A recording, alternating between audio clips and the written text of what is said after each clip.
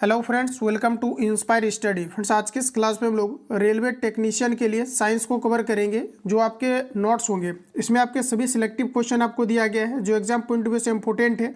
और new pattern को देखते हुए जो भी आपका रिसेंटली ईएलपी के अंतर्गत क्वेश्चन आपका पूछा गया है इसके बेसिस पर आपको क्वेश्चन कराए जा रहे हैं, जहाँ से लगातार क्वेश्चन आपके आ रहे हैं। खास करके अगर देखेंगे तो कुछ आपके टॉपिक है जहाँ से रेलवे के द्वारा लगातार आपके क्वेश्चन आपके पूछे जा रहे थे, तो सेम टाइप आप देखेंगे तो वहाँ से क्वेश्चन आपके लगातार आ रहे हैं। तो इन सभी पर लगातार आपको जो है प्रहार किया जा रहा है। तो जो भी छात्र नए हैं, जितने भी आपको नोट्स प्रोवाइड किया गया है सिलेक्टिव क्वेश्चन आपके टेक्नीशियन स्पेशल, इन सभी को आपको कंप्लीटली आपको रिवीजन करते रहना है। टेक्नीशियन का आपका एक क्लास आपका निकल चुका है जिसका लिंक वीडियो का डिस्क्रिप्शन बॉक्स में दिया गया है, इलेक्ट्रिसिटी। और आप यहाँ पर जाकर के प्रकाश चैप्टर को कंप्लीटली आप लगाइए यहाँ से, क्योंकि आपके 3 से 4 क्वेश्चन इसी से आपको देखने को मिल रहा है। ओवरऑल फिजिक्स के अंतर्गत से 9 से 10 क्वेश्चन आपके आ रहे हैं, तो फिजिक्स पर भी आपको अच्छा खासा कमांडिंग रखने हैं। तो आइए क्लास को करते हैं कंटिन्यू और चीज़ों को समझते हैं।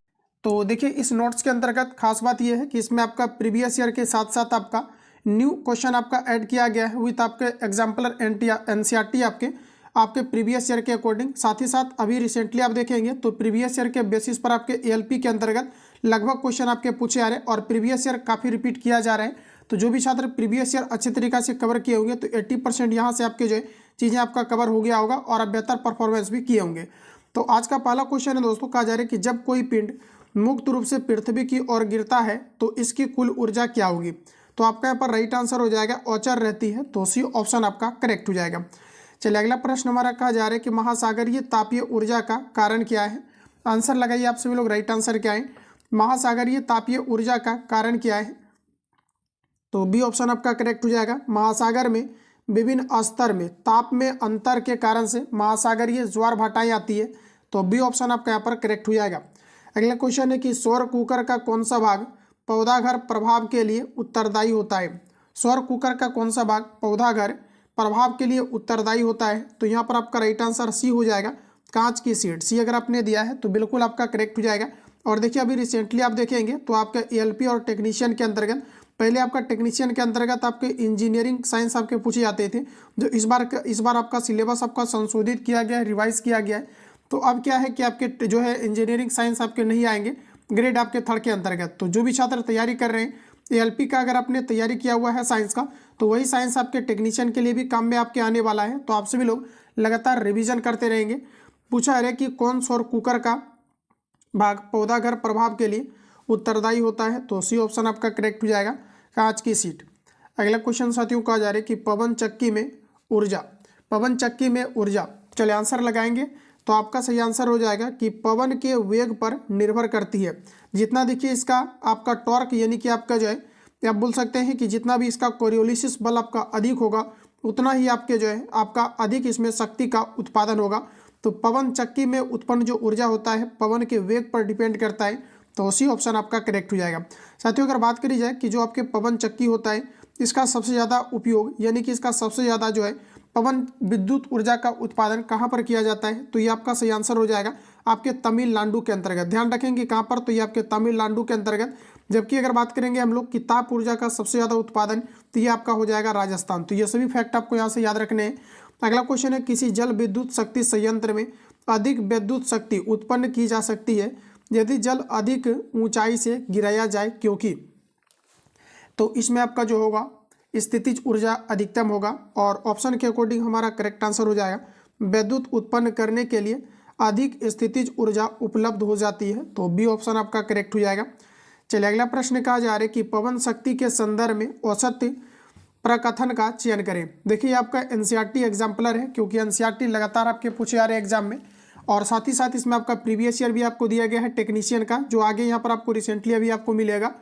तो पवन पूछा रहे कि शक्ति के संदर्भ में औसत कथन का यहाँ पर आपको चयन करना है, तो आपका देखिए गलत कथन हो जाएगा। अधिक ऊंचाई वाले स्थानों पर पवनों की स्थितिज ऊर्जा पवन शक्ति का स्रोत होती है, तो देखिए बी ऑप्शन आपका गलत है, बाकी सभी स्टेटमेंट आपके करेक्ट है। अगला क्वेश्चन है कि निम्नलिखित में से कौन सा मात्रक नहीं है।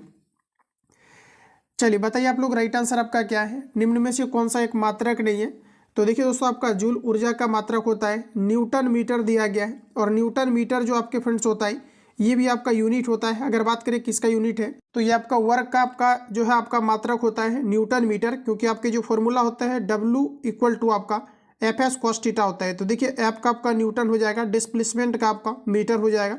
तो इस प्रकार से आपका यूनिट होता है। तो कई बार क्वेश्चन आपके आते हैं कि जो आपके ऊर्जा का पूछा जाता है कि एक जो है आपके ऊर्जा होता है, ऊर्जा को किस रूप में प्रदर्शित किया जाता है, तो ये आपके न्यूटन मीटर, या फिर आपको पूछा जा सकता है कि जो कार्य का मात्रक होता है इनमें से कौन सा आपका है, तो वहाँ पर आपका जूल नहीं दिया रहेगा बल्कि आपको न्यूटन मीटर दिया रहेगा, तो भी आपको हिट करना है। तो बी ऑप्शन आपका यहाँ पर आपका सही हो जाएगा। ये आपका एक प्रकार का आपका यूनिट है। किलोवाट घंटा ये आपका विद्युत आपका जो है ऊर्जा का मात्रक होता है। देखिए किलोवाट आपका करेक्ट आंसर यहाँ पर हो जाएगा। अगला क्वेश्चन है कि बांध के संग्रहित जल में आपके स्थितिज ऊर्जाएं पाई जाती है, तो डी ऑप्शन आपका करेक्ट हो जाएगा। स्थितिज ऊर्जा यानी कि आपके पोटेंशियल एनर्जी की बात करेंगे तो आपके फॉर्मूला होता है mgh। यहाँ से आपके न्यूमेरिकल भी आपके पूछे जाते हैं। अगला क्वेश्चन कहा जा रहा है कि कोई कार किसी समतल सड़क पर त्वरित होकर अपने आरंभिक वेग का 4 गुना वेग प्राप्त कर लेती है। इस प्रक्रिया में कार की स्थितिज ऊर्जा क्या होगी? स्थितिज ऊर्जा का हमारा फॉर्मूला होता है mgh। तो 4 गुना हो जाएगा, तो डायरेक्टली आपका 4 गुना हो जाएगा। तो यहाँ पर देखिए आपका करेक्ट आंसर क्या होगा, तो पूछा जा रहा है कि इस प्रक्रिया में स्थितिज ऊर्जा क्या होगा। साथियों कहा जा रहा है कि कोई कार किसी समतल सड़क पर त्वरित होकर अपने आरंभिक वेग का 4 गुना वेग प्राप्त कर लेती है, तो इस प्रक्रिया में कार की स्थितिज ऊर्जा क्या होगी, ये आपको पर पूछा है। तो यहाँ पर देखिए वेग का कहीं पर भी चर्चा नहीं है, इस कारण से आपका राइट आंसर हो जाएगा कि परिवर्तित नहीं होगा। तो पहला ऑप्शन आपका करेक्ट हो जाएगा। इसी में अगर आपको पूछा जाता है कि आपके काइनेटिक एनर्जी क्या होगा, तो 4 गुना अगर यहाँ पर करेंगे तो ये आपका 4 का स्क्वायर हो जाएगा, तो आपके 4 चौके 16 गुना आपका अधिक हो जाएगा। क्लियर है। अगला क्वेश्चन है कि किसी पिंड पर किया गया कार्य निम्नलिखित में से किस पर निर्भर नहीं करता है, तो आपका राइट आंसर हो जाएगा कि पिंड का आरंभिक वेग पर डिपेंड नहीं करता है, तो डी ऑप्शन आपका जो है सही आंसर हो जाएगा। अगला प्रश्न में कहा जा रहा है कि एक पिंड h ऊंचाई से गिर रहा है, h/2 ऊंचाई से गिरने के पश्चात इसमें होगी, तो इसका आपका राइट आंसर हो जाएगा आधी स्थितिज और आधी आपके गतिज ऊर्जा होंगी, तो सी ऑप्शन आपका करेक्ट है। अगला प्रश्न कहा जा रहा है ऋणात्मक कार्य करने में प्रकरण में बल एवं विस्थापन के बीच का कोण क्या होगा। जब भी कभी ऋणात्मक कार्य होता है तो इसमें आपका 180 डिग्री का एंगल क्रिएट होगा। इसका मतलब ये होता है कि बल आप इस डायरेक्शन में लगा रहे हैं, इस ओर आप लगा रहे हैं और कार्य आपका जस्ट आपके पीछे हो जाता है। तो जब अपोजिट डायरेक्शन में कार्य होता है तो एंगल जो आपका बनता है 180 का, तो डी ऑप्शन आपका करेक्ट है। अगला क्वेश्चन हमारा नेक्स्ट का जा रहा है कि 10 kg द्रव्यमान के लोहे तथा 3.5 kg द्रव्यमान के एल्यूमिनियम के गोलों के व्यास समान है। दोनों गोले किसी मीनार के एक साथ गिराए जाते हैं मीनार से, जब ये भूतल से 10 मीटर ऊपर होते हैं तब इसके समान होते हैं। तो दोस्तों आपका राइट आंसर हो जाएगा इसका त्वरण समान होता है, और त्वरण का मात्रक होता है मीटर पर सेकेंड स्क्वायर। संवेग मोमेंटम की अगर बात करेंगे तो ये आपका kg मीटर पर सेकेंड होता है, तो आपका पहला ऑप्शन आपका राइट हो जाएगा। चलिए अगला प्रश्न हमारा कुछ इस प्रकार से दिया गया है, आंसर करेंगे। कहा जा रहा है कि कोई लड़की अपनी पीठ पर 3 kg द्रव्यमान का एक बक्सा उठाए किसी समतल सड़क पर 300 मीटर की दूरी तय करती है। उसके द्वारा गुरुत्वाकर्षण बल के विरुद्ध किया गया कार्य क्या होगा, ये आपको वहाँ पर बताने हैं। आंसर करेंगे आप लोग। राइट आंसर क्या है, तो पूछा जा रहा है कि जो है गुरुत्वाकर्षण बल के विरुद्ध किया गया कार्य क्या होगा, ये आपको वहाँ पर बताना है। तो आपका राइट आंसर हो जाएगा शून्य हो जाएगा, क्योंकि ग्रेविटेशनल फोर्स आपके तब लगते हैं जब किसी भी वस्तु को आप डायरेक्टली ऊपर की ओर उठा रहे होते हैं। तो यहाँ पर आपका देखिए डी ऑप्शन आपका करेक्ट हो जाएगा। अगला प्रश्न है कि ऊपर उठाए गए हथौड़े के पास क्या होता है। ये क्वेश्चन आपके एएलपी के एग्जाम में रिसेंटली आपका पूछ दिया गया है, आप फिर भी इसको याद रखेंगे। उठाए गए हथौड़े में किस प्रकार की ऊर्जाएं होती है, तो आपका राइट आंसर हो जाएगा स्थितिज ऊर्जा, और डी ऑप्शन आपका करेक्ट है। अगला क्वेश्चन है साइकिल की सवारी करते समय निकलने वाले ऊर्जा निम्न में से किसका रूप नहीं होता है। आंसर करिए आप सभी लोग। राइट आंसर आपका क्या है, तो दोस्तों आपका करेक्ट आंसर हो जाएगा रासायनिक ऊर्जा, बी ऑप्शन आपका करेक्ट है। जब किसी संकुचित शिलंकी को छोड़ा जाता है तो स्थितिज ऊर्जा को किस ऊर्जा में परिवर्तित किया जाता है, तो आपका करेक्ट आंसर हो जाएगा गतिज ऊर्जा के रूप में, तो डी ऑप्शन आपका करेक्ट है। अगला प्रश्न कहा जा रहा है कि पृथ्वी के चारों ओर एक चक्कर पूरा करने में चंद्रमा द्वारा किया गया कार्य निम्नलिखित में से किसके बराबर होगा। दोस्तों देखिए चंद्रमा द्वारा किया गया कार्य, जब कोई भी चीज़ अपने आप में ये मूव करती है तो ये जब पुनः प्रारंभिक स्थान पर आता है तो इसके द्वारा किया गया कार्य शून्य हो जाता है। या फिर आप ग्रह की गति देखेंगे या तो फिर आप झूले की गति देखेंगे, यानी झूले की गति कहने का मतलब ये है जिसमें कि क्या करता है कि मूव करता है कोई भी वस्तु, या तो फिर मौत कुआं की गति, जितने भी आपके सर्कुलर मोशन होते हैं इन सभी में जब वस्तु प्रारंभिक स्थान पर आते हैं तो किया गया कार्य शून्य होता है। तो इस प्रकार से हमारा करेक्ट आंसर ऑप्शन आपका बी करेक्ट हो जाएगा। अगला प्रश्न कहा जा रहा है कि यदि किसी वस्तु का वेग इसके प्रारंभिक वेग से दोगुना हो जाता है तो इसकी गतिज ऊर्जा इसकी प्रारंभिक गतिज ऊर्जा का n गुना हो जाता है, तो n का मान क्या है ये आपको पर बताना है। तो आपका राइट आंसर यहाँ पर हो जाएगा ऑप्शन आपका बी 4 गुना, क्योंकि किसी भी वेग को अगर दोगुना किया जाए तो इसका फॉर्मूला होता है हाफ mv स्क्वायर। तो वेग को अगर दोगुना करेंगे तो 2 का स्क्वायर आपके 4 गुना इंक्रीज होगा, तो बी ऑप्शन आपका करेक्ट हो जाएगा। अगला प्रश्न है कि किसी वस्तु की ऊंचाई से गिरने पर इसकी स्थितिज ऊर्जा का और गतिज ऊर्जा का क्या होता है। तो फ्रेंड्स हमारा यहाँ पर राइट आंसर हो जाएगा कि इसकी स्थितिज ऊर्जा कम हो जाती है जबकि इसकी गतिज ऊर्जा बढ़ जाती है, तो डी ऑप्शन आपका करेक्ट हो जाएगा। अगला प्रश्न कहा जा रहा है उद्योगों में प्रयुक्त शक्ति की इकाई क्या है। प्रयुक्त शक्ति की इकाई क्या है, तो आपका करेक्ट आंसर हो जाएगा ऑप्शन आपका डी, ये आपके हॉर्स पावर है। विद्युत शक्ति का जो मात्रक होता है ये आपका क्या है, तो आपको याद रखना ये आपका वाट होता है और इसी वाट को लिखा जाता है जूल पर सेकेंड। तो कई बार क्वेश्चन आपके आते हैं शक्ति का मात्रक क्या है, तो आपका जूल पर सेकेंड भी हो सकता है या तो फिर आपका वाट होगा। तो यहाँ पर आपका राइट आंसर ऑप्शन आपका डी करेक्ट हो जाएगा, हॉर्स पावर। फ्रेंड्स अगर बात करें हम लोग कि 1 HP इक्वल टू कितना होता है, तो ये आपके 746 वाट के बराबर होता है। तो ये सभी पॉइंट आपको यहाँ से याद रखने हैं। अगला प्रश्न है कि यांत्रिक ऊर्जा किनका योग होता है। यांत्रिक ऊर्जा गतिज ऊर्जा और स्थितिज ऊर्जा का योग होता है। तो फर्स्ट ऑप्शन आपका करेक्ट है, गतिज ऊर्जा और यांत्रिक स्थितिज ऊर्जा का योग होता है। काम करने की क्षमता को क्या कहा जाता है, ये रिसेंटली आपके क्वेश्चन अभी आपका पूछा गया है। आंसर लगाइए, इसका करेक्ट आंसर आपका क्या होगा। प्रीवियस ईयर मैंने आपको बता दिया है कि प्रीवियस ईयर से काफ़ी ज़्यादा क्वेश्चन आपका भी आपका रिसेंटली रिपीट हो रहा है। तो इस बार क्या है कि खास बात ये है कि मैथ रीजनिंग और सभी देखेंगे तो आपके प्रीवियस ईयर के अकॉर्डिंग ही आपके पूछे आ रहे।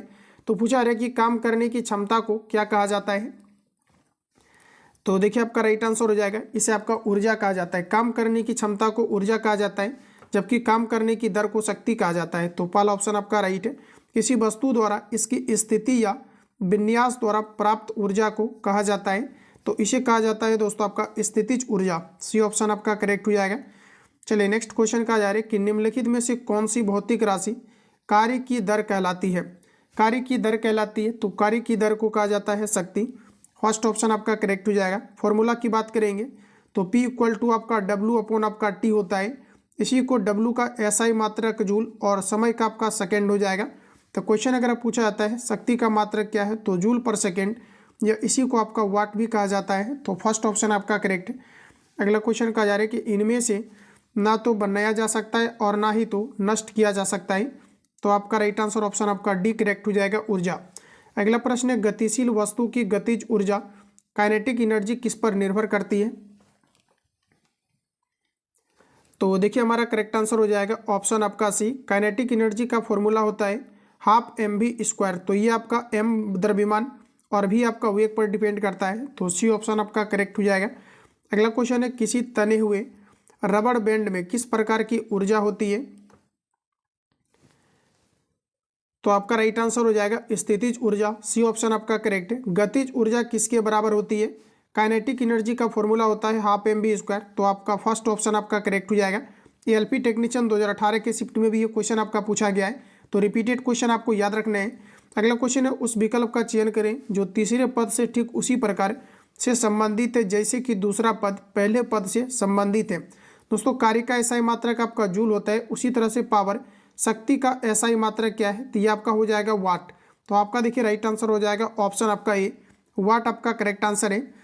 अगला क्वेश्चन का जा रहा है कि निम्नलिखित गतिविधियों में से किस में काम नहीं किया गया है। आंसर लगाएंगे आप लोग, राइट आंसर क्या है, बी ऑप्शन आपका करेक्ट हो जाएगा। ये आपके अश्विन प्लेटफॉर्म पर खड़ा है, तो जब तक डिस्प्लेसमेंट नहीं होगा फिजिक्स के अकॉर्डिंग काम नहीं होगा। तो बी ऑप्शन आपका करेक्ट।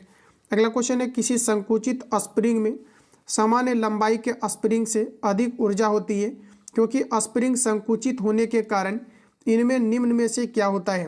तो देखिए दोस्तों आपका करेक्ट आंसर हो जाएगा स्थितिज ऊर्जा, बी ऑप्शन आपका करेक्ट है। अगला क्वेश्चन है कि जब कोई वस्तु बल की दिशा में 1 मीटर की दूरी पर 1 न्यूटन के बल द्वारा चलती है तो किए गए कार्य की मात्रा क्या होगी। तो आपका करेक्ट आंसर हो जाएगा 1 जूल, सी ऑप्शन आपका करेक्ट है। नेक्स्ट क्वेश्चन है 1 हॉर्स पावर किसके बराबर होता है? चलिए आंसर लगाइए आप लोग। राइट आंसर क्या है? 1 हॉर्स पावर इक्वल टू आपका 746 वाट के बराबर होता है। तो फर्स्ट ऑप्शन आपका करेक्ट है। अगला क्वेश्चन कहा जा रहा है कि द्रव्यमान m वाली एक वस्तु v वेग के साथ हस्तांतरित होती है और इसमें गतिज ऊर्जा k है। यदि इसका वेग दोगुना कर दिया जाए तो इसकी गतिज ऊर्जा क्या होगी? दोगुना कर दिया जाएगा तो इसकी गतिज ऊर्जा 4 गुना बढ़ जाएगी। तो फ्रेंड्स आपका राइट आंसर ऑप्शन आपका ए करेक्ट हो जाएगा। चलिए अगला प्रश्न की ओर चलते हैं। कहा जा रहा है कि शक्ति की इसको क्या कहा जाता है? शक्ति की इकाई को कहा जाता है वाट। तो आपका फर्स्ट ऑप्शन करेक्ट है। निम्नलिखित में से किसकी इकाई ऊर्जा की इकाई के समान है? ऊर्जा का एसआई मात्रक आपका जूल होता है और देखिए कार्य का भी एसआई मात्रक जूल होता है। तो आपका right answer option c correct है। अगला प्रश्न है 5 kg भार की वस्तु को 4 मीटर की ऊंचाई तक उठाया जाता है। उस वस्तु पर लगने वाले कार्य का मान कितना होगा? तो किसी भी वस्तु को उठाया जा रहा है यानी आपको पोटेंशियल एनर्जी निकालना है। फॉर्मूला होता है mgh। m का वैल्यू हमारा दिया गया है 5, g का वैल्यू हमें 10 लेने को कहा गया है और h आपको 4 दिया गया है। 5 चौके 20 आपका हो जाएगा यानी कि 1 0 और। तो आपका राइट आंसर हो जाएगा 200 जूल। अब फ्रेंड्स यहाँ पर कन्फ्यूजन ये है कि 200 जूल आपका आ गया है, ना तो आपका सी होगा ना तो बी होगा। तो इन दोनों में से आपका कौन सा आंसर होगा? तो डी ऑप्शन आपका करेक्ट हो जाएगा। जब किसी वस्तु को ऊपर की ओर उठाया जाता है तो ये ग्रेविटेशनल फोर्स के विरुद्ध काम करता है। तो आपका राइट आंसर निगेटिव होता है। तो डी वाला आपका करेक्ट हो जाएगा। एक वस्तु पर बल लगने के बावजूद भी किया गया कार्य शून्य होगा यदि उसका विस्थापन टेस्ट। तो इसका विस्थापन अगर शून्य होगा तो कार्य भी शून्य होगा। तो डी ऑप्शन आपका करेक्ट है। अगला क्वेश्चन है किसी जल विद्युत गृह में विद्युत ऊर्जा में परिवर्तित होने वाली ऊर्जा कौन सी है? आंसर लगाइए आप लोग। राइट आंसर क्या है? फ्रेंड्स इस सेट से लगातार क्वेश्चन आपके एग्जाम में देखने को मिल रहा है। जितनी आपका रिसेंटली आस एजुकेशन सेंटर का आपका नोट्स आपका प्रिपेयर हुआ था और मैंने आपको बताया था कि प्रीवियस ईयर आपने कवर कर लिया तो 80% यहाँ से क्वेश्चन आपके एग्जाम में पूछे जाते हैं, क्योंकि रेलवे में क्वेश्चन लगातार आपका रिपीट किया जाता है। इसका कंप्लीटली रिवीजन PDF आपको दिया जा रहा है। तो जो भी छात्र अभी तक पेड बैच के अंतर्गत ऐड नहीं है, इस नंबर पे कॉल या SMS करके आप इंक्वायरी ले सकते हैं। सारा कुछ आपको बता दिया जाएगा, जिसका फी आपको 99 आपको पेमेंट करके ऐड होने हैं।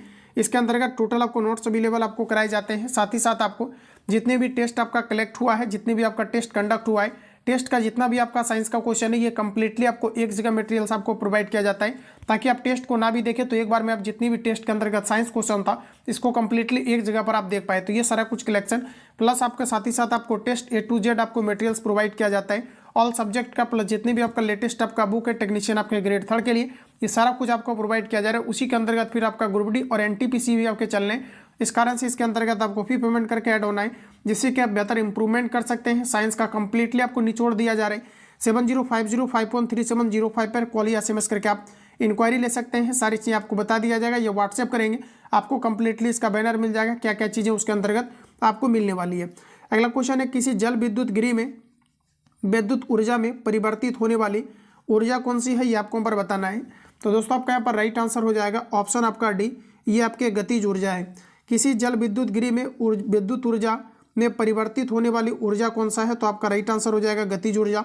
डी ऑप्शन आपका करेक्ट है। और ये कंप्लीटली आपका निकालने वाला नोट्स है, तो आप साइबर कैप में जाकर के इसको निकाल करके कंप्लीटली एक बार इसको रिवीजन करेंगे तो आप यकीनन मानिए जो आपके टेक्नीशियन के अंतर्गत 40 क्वेश्चन आपका पूछा जाना है, इससे आप 35+ आप स्कोर करके इसमें आप निश्चित रूप से आप आएंगे, क्योंकि साइंस का लेवल बिल्कुल आपके जो है अच्छा आपका है, यानी कि ना तो आपके ज़्यादा हार्ड है ना तो आपकी ज़्यादा ईजी है। बिल्कुल आपके अच्छे जो आपके पैटर्न के अकॉर्डिंग जो आपके ऑलरेडी एग्जाम आपका कंडक्ट हुआ है, बेसिक साइंस आपका है, तो आप बिल्कुल इसमें इंप्रूवमेंट कर सकते हैं कंप्लीटली आप नोट्स को रिवीजन करके, क्योंकि नोट्स के अंतर्गत ओवरऑल आपके NCERT एग्जाम्पलर विथ आपके प्रीवियस ईयर के साथ दिया गया है, जिससे कि आप बेहतर इंप्रूवमेंट कर सकते हैं। टॉपिक वाइज दिया गया है, तो इससे क्वेश्चन ना छूटने की संभावनाएं बिल्कुल आपके हो जाएंगे। तो फ्रेंड्स अगला क्वेश्चन कहा जा रहा है कि शक्ति का सूत्र क्या है, ये आपको यहाँ पर बताना है। तो देखिए ऑप्शन आपका यहाँ पर बी करेक्ट हो जाएगा। कार्य अपॉन आपका समय करेक्ट आंसर हो जाएगा, क्योंकि शक्ति इक्वल टू हमारा फॉर्मूला होता है W बटे आपका T। तो बी ऑप्शन आपका दोस्तों करेक्ट हो जाएगा। अगला क्वेश्चन है स्थिति या आकृति में हुए परिवर्तन के कारण एक वस्तु में निहित ऊर्जा को कहा जाता है। तो दोस्तों इसे कहा जाता है आपका स्थितिज ऊर्जा। तो डी ऑप्शन आपका करेक्ट हो जाएगा। अगला प्रश्न है कि 5 किलोग्राम और 10 किलोग्राम द्रव्यमान की 2 इस्पात की गेंद की गतिज ऊर्जा समान है।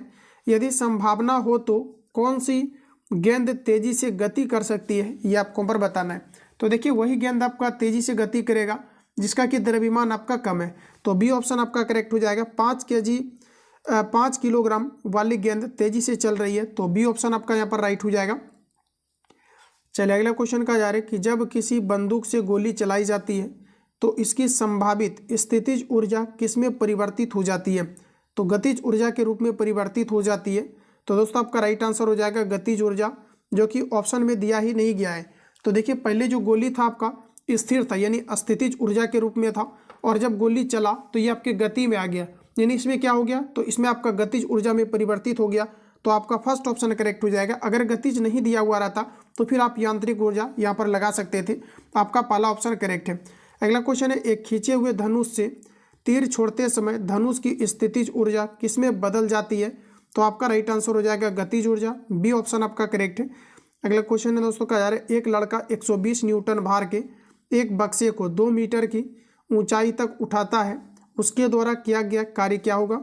W बराबर हमारा फॉर्मूला होता है एफ एस कॉस थीटा। तो एफ का वैल्यू 120 दिया गया है, कॉस थीटा, तो देखिए कॉस थीटा या एफ एस आप डायरेक्टली लगाइए, एंगल का यहाँ पर आवश्यकता नहीं है, तो आपका 2 हो जाएगा।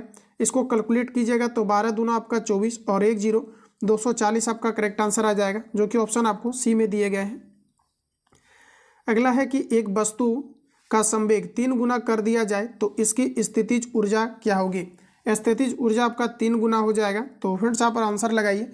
देखिए प्रश्न में आपको ये नहीं पूछा गया है, स्थितिज ऊर्जा नहीं पूछा गया है, यहाँ पर आपको गतिज ऊर्जा पूछा गया है। तो 3 का स्क्वायर हो जाएगा, 3 3 का आपका 9 गुना आपका हो जाएगा। तो मूल मान का जो है 3 गुना हो जाएगा, जो गलत है। मूल मान का 6 गुना हो जाएगा, गलत है। मूल मान का 9 गुना हो जाएगा, जो कि ऑप्शन आपको ए में दिया गया है। तो फर्स्ट ऑप्शन आपका करेक्ट है। अगला क्वेश्चन है, इनमें से कौन सा स्थितिज ऊर्जा का उदाहरण नहीं है? इनमें से स्थितिज ऊर्जा का उदाहरण नहीं है, डी ऑप्शन आपका बहता हुआ पानी। अगला प्रश्न है कि निम्न में से कौन अधिक काम कर सकता है? तो दोस्तों आपका राइट आंसर हो जाएगा बंदूक की एक चलती हुई गोली, बी ऑप्शन आपका करेक्ट हो जाएगा।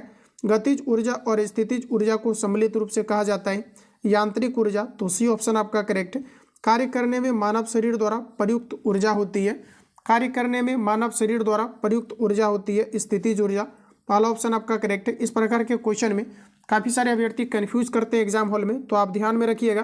कार्य करने में मानव द्वारा शरीर द्वारा प्रयुक्त ऊर्जा किस प्रकार का होता है? तो पहले फ्रेंड्स आपको स्थितिज ऊर्जा ही लगाना है, अगर ये नहीं रहेगा तो आपको रासायनिक ऊर्जा लगाना है। तो फर्स्ट ऑप्शन आपका करेक्ट हो जाएगा। अगला क्वेश्चन है, एक प्रयुक्त बल तथा पिंड का विस्थापन एक दूसरे से 90 डिग्री पर बनता है तो किया गया कार्य क्या होगा? तो आपका राइट आंसर हो जाएगा 0, क्योंकि जो किया गया कार्य W इक्वल टू फॉर्मूला होता है एफ एस आपका कॉस थीटा होता है। कॉस 90 का वैल्यू 0 हो जाएगा तो पूरा 0 होगा, तो आपका राइट आंसर सी करेक्ट है। अगला क्वेश्चन है, आकार में बदलाव के कारण शरीर द्वारा प्राप्त ऊर्जा को क्या कहा जाता है? आकार में बदलाव के कारण शरीर द्वारा प्राप्त ऊर्जा को प्रत्यास्थ स्थितिज ऊर्जा कहा जाता है, तो बी ऑप्शन आपका करेक्ट होगा। अगला क्वेश्चन है, 1 किलोवाट घंटा किसके बराबर होता है? ये क्वेश्चन आपका रिपीट किया गया और रिसेंटली अभी आपके ALP के एग्जाम में पूछा है, आप इसको यहाँ से याद रखिए। साथियों कहा जा रहा है यहाँ पर आपको प्रश्न में कि 1 किलोवाट घंटा किसके बराबर होता है? 3.6 × 10⁶ जूल के बराबर होता है। यहाँ पर आप आंसर लगाइए, करेक्ट आंसर क्या है? यहाँ पर दोस्तों अगर आप ऑप्शन डी को लगा रहे हैं तो बिल्कुल आप गलत हैं। देखिए आपका जो फॉर्मूला होता है 3.6 × 10⁶ आपके जूल होते हैं। यहाँ से पॉइंट को रिमूव करेंगे तो आपका 10 हो जाएगा, 1 0 यहाँ पर जाकर के आपका घट जाएगा, यानी कि आपका 36 × 10⁵ आपका 5 करेक्ट आंसर ए हो जाएगा। अगला क्वेश्चन कहा जा रहा है कि जब 2 लोचदार पिंड आपस में जोर से टकराते हैं तो बताइए राइट आंसर आपका क्या है? दोनों पिंड दोबारा अपनी प्रारंभिक आकृति प्राप्त करने के लिए शुरू हो जाते हैं, तो आपका राइट आंसर भी हो जाएगा। लेकिन कंडीशन है कि जो पिंड है ये आपका लोचदार होना चाहिए, इलेक्ट्रिसिटी होना चाहिए। अगला प्रश्न कहा जा रहा है कि बल एवं विस्थापन दोनों सदिश है, तो पूछा जा रहा है कि कार्य जो बल और विस्थापन का गुणनफल है डैश है। बताइए आप लोग राइट आंसर आपका क्या होगा?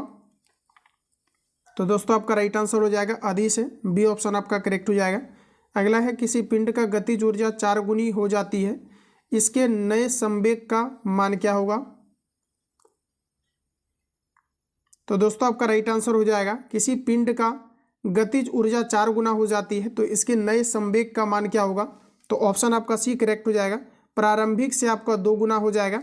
प्रश्न कहा जा रहा है कि किसी पिंड का गतिज ऊर्जा 4 गुनी हो जाती है। किसी पिंड का जो गतिज ऊर्जा है ये आपके 4 गुनी हो जाती है। तो फ्रेंड्स पूछना ये चाह रहा है कि जो आपके काइनेटिक एनर्जी है हाफ mv आपका स्क्वायर, इसके जो गतिज ऊर्जा है ये वाला पूछा है कि जो गतिज ऊर्जा है ये आपके 4 गुना हो जाता है। तो यहाँ आप 4 से मल्टीप्लाई कीजिएगा तो ये आपका जा करके इधर आपका फ्रैक्शन में आएगा और ये कट करके आपका 2 आपका हो जाएगा कट करके। तो यहाँ पर आपका राइट आंसर आपका सी करेक्ट हो जाएगा। अगला प्रश्न में कहा जा रहा है कि यदि किसी गतिमान वस्तु का संवेग p, द्रव्यमान m हो तो p और m के पदों में गतिज ऊर्जा का मान क्या होगा। तो फ्रेंड्स आपका राइट आंसर ऑप्शन आपका डी करेक्ट हो जाएगा। ये आपका पी स्क्वायर अपॉन आपका 2m करेक्ट आंसर होगा। एक हल्के एवं एक भारी पिंड की गतिज ऊर्जा समान है जिसका संवेग अधिक है।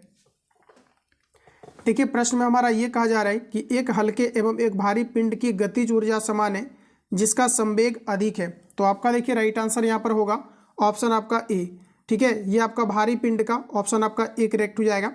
चलिए अगला प्रश्न की ओर चलते हैं। नेक्स्ट क्वेश्चन कहा जा रहा है एक ट्रक तथा एक कार समान गतिज ऊर्जा के साथ गतिशील है, उन्हें रोकने के लिए अगर बल प्रयुक्त किया जाता है तो आपका राइट आंसर हो जाएगा दोनों ही ठहरने के पूर्व एक समान दूरी तय करेंगे। सी ऑप्शन आपका करेक्ट हो जाएगा। अगला प्रश्न कहा जा रहा है कि तेज गति से आने वाली क्रिकेट गेंद को पकड़ते समय एक छत्र रक्षक अपनी बाहों को पीछे की ओर क्यों खींचता है। तो आपका दोस्तों करेक्ट आंसर हो जाएगा क्योंकि वह लंबे समय तक कम बल का अनुभव करता है। तो ऑप्शन आपका सी करेक्ट है। अगला क्वेश्चन है कि जब आप एक काइल स्प्रिंग को कंप्रेस करते हैं तो आप उस पर काम करते हैं प्रत्यास्थ स्थितिज ऊर्जा डैश है।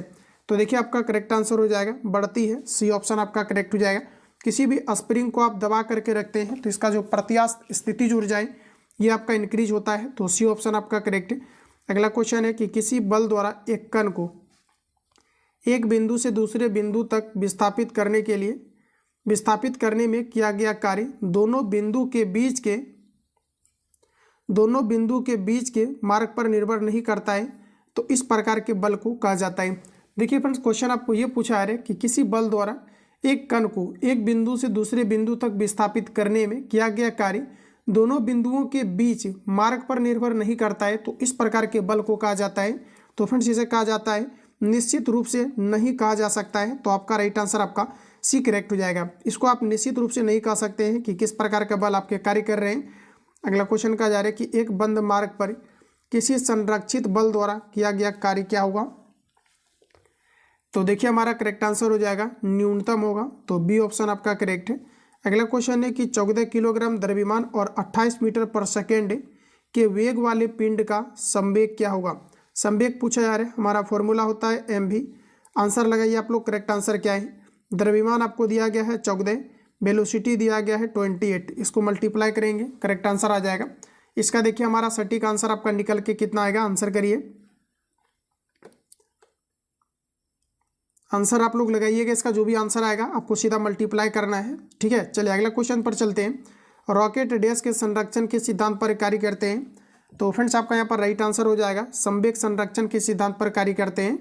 अगला क्वेश्चन है कि संवेग को किसके गुणनफल के रूप में व्यक्त किया जाता है। संवेग का हमारा फॉर्मूला होता है mv। द्रव्यमान और वेग के गुणनफल को संवेग कहा जाता है। तो द्रव्यमान और वेग आपका करेक्ट आंसर हो जाएगा, यानी कि सी ऑप्शन आपका सही है। अगला प्रश्न है कि किसके अनुरूप वस्तु की गतिज ऊर्जा में वृद्धि होती है। वस्तु के गतिज ऊर्जा में वृद्धि होती है। फ्रेंड्स आपका राइट आंसर हो जाएगा गति के अनुरूप अपेक्षता का सिद्धांत इनमें से किस वैज्ञानिक ने प्रस्तुत किया था। अपेक्षता का सिद्धांत प्रस्तुत किया था अल्बर्ट आइंस्टीन ने। तो आपका पहला ऑप्शन आपका करेक्ट हो जाएगा। तो फ्रेंड्स आज के इस क्लास में हम लोग टोटल जो है 79 क्वेश्चन को ही कवर करने वाले थे। तो कंप्लीटली मैंने मटेरियल्स आपको कवर करा दिया है। और फ्रेंड्स आप सभी लोगों से रिक्वेस्ट रहेगा कि जितने भी क्वेश्चन मैंने आपको कवर कराया है इसको कंप्लीटली आप रिवीजन करिए। यहाँ से क्वेश्चन आपके लगातार एग्जाम में देखने को मिल रहा है, तो आप सभी लोग इसको फटाफट रिवीजन करेंगे। कंप्लीटली इसका रिवीजन पीडीएफ आपको मिल जाएगा। जो भी छात्र नए हैं इस नंबर पे कॉल या एसएमएस करके आप इंक्वायरी ले सकते हैं। सारा कुछ आपको बता दिया जाएगा। जो लोग चैनल पर पहली बार आए हैं चैनल को सब्सक्राइब करके बेल आइकन को प्रेस कर लेंगे, क्योंकि इससे रिलेटेड आपके जो क्लास अपलोड होंगे नोटिफिकेशन आपको टाइम टू टाइम मिलेगा, जिससे आप बेहतर तरीका से साइंस को इंप्रूवमेंट कर पाएंगे। क्योंकि साइंस का वेटेज काफ़ी ज़्यादा है, जो रिजल्ट डिसाइडिंग फैक्टर है आपका, और ये आपका स्कोरिंग सब्जेक्ट है। बाकी हम लोग मिलते हैं नेक्स्ट सेशन में। जाते जाते सेशन को लाइक करके जाएंगे। तब तक के लिए जय हिंद, बेस्ट ऑफ लक।